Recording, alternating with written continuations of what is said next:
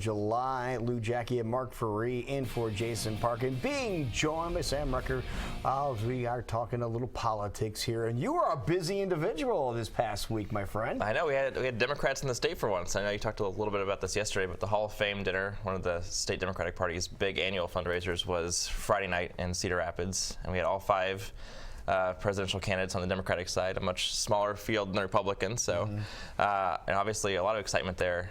Hillary Clinton gave, I think, one of the best caucus speeches I've seen in probably 2008. Why was it so good? She hit all the right notes. I mean, one, she came off very personable. She threw in some red meat for this kind of crowd because these are the hardcore activists of the party. So she had enough lines going after Republicans, and she was the only candidate who actually went after Donald Trump, went after Jeb Bush. Which really kind of elevates her among the field. If she's not going after Democrats or anything, she's really focusing on who am I going to be going against in the general election and really having good lines on those. So nobody else was making attacks. They were just nobody else really policy? attacked. Yeah, they talked about themselves, their record. She was the one who kind of went on the offensive and said, this is why we can't have Jeb Bush or Donald Trump in the Oval Office. So I thought that was really good. I think that the crowd obviously was very much on her side. O'Malley had a good speech too. That was more policy focused, talking about his record in Baltimore and in Maryland. And Bernie Sanders too. I mean, Bernie Sanders kind of continues to get these huge crowds of people, and you could tell his supporters were there. They were kind of in the back, all in one clump, but they were there and they were pretty loud. So then the other two candidates, Lincoln Chafee and Jim Webb, had less of a following. But so what was your job when you were over there? What did you do? So I helped the state party out. Basically, we had to wrangle the candidates from the receptions beforehand and get them to the stage, which was kind of a surreal moment to see all five candidates, because this was the first time they were all five in one place together, just to see them all interacting. They were all very friendly. Bernie Sanders had a bunch of dad jokes that he was telling. Everybody was laughing at that.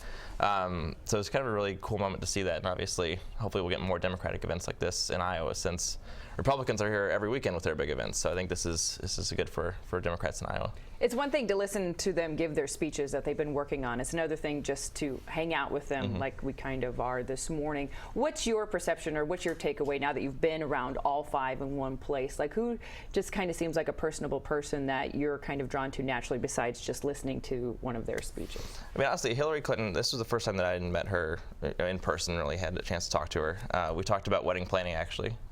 She gave us advice on venues and when to book venues. So, I mean, that was impressive. Just, obviously she's a candidate, and candidates are good at doing this, but she came off as very personable. She seemed like she actually cared, which, I've met plenty of politicians who aren't able to do that, and they seem very unnatural in that. But Hillary was very natural. I think O'Malley was too. Sanders, I think, also was. Jim Webb and Lincoln Chafee were a little more nervous, I guess, a little less experienced at this. Yeah. Okay. Now, is there a feeling that some of the candidates that are there are positioning for the secondary role, with Hillary obviously being the one they're looking at, the most obvious choice? I don't think that's happened yet. I mean, obviously, I think that's part of the reason for running for president, when you know that you've got a strong frontrunner like Hillary. I think there's enough time still where O'Malley and Sanders still think maybe something happens in this race where they can pull ahead of Hillary. I mean, obviously, Sanders' polling has been pretty impressive so far. I don't know if that can sustain, but I don't think they're really at the point of jockeying for a cabinet appointment or a vice president position yet. Now, talking on the other side of the fence, the big news this morning is that the GOP is expanding once again as far as candidates are concerned. Yes, Ohio Governor John Kasich will be formally announcing today, so I think that's the 16th candidate in the Republican field. I think they can get to 20 if they try hard enough. I'm sure they could. Yeah. And it's still impressive to me, with as big as candidates are concerned on that side, that people are still jumping in at this point. They're not like, okay, maybe I should hold out for another year, when I have better chances. Like, nope, still jumping in, making it a big 16. Right, and one of the frustrating things I think for Republicans right now is obviously you have Donald Trump saying, an outrageous statement every week. But the reason that it's frustrating for Republicans is that with this many candidates, not all of them will be in a debate. Right. So for the first debate, I think it's coming up on August 6th. They have a cutoff where you have to pull, they take the top 10. Yeah. And there's people like Trump that'll probably be in it because he's on the top of everybody's mind right now. Yeah. Right. As a matter of fact, Trump was in the news again this morning that we talked about at the top of the show. In case you have not heard, we're not making this up. This is not a joke.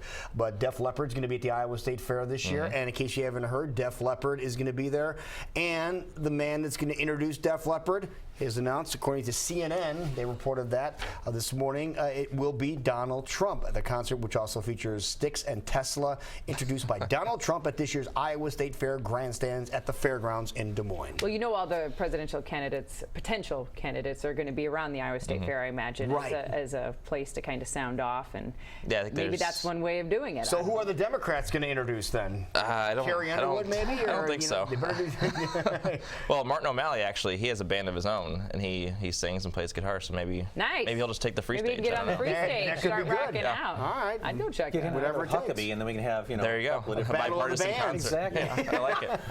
That I I'd think watch. Great Day should sponsor that. at Yeah, the fair. we can do that. All right. be a lot of fun. The political battle of the bands. Okay, who's the best musician?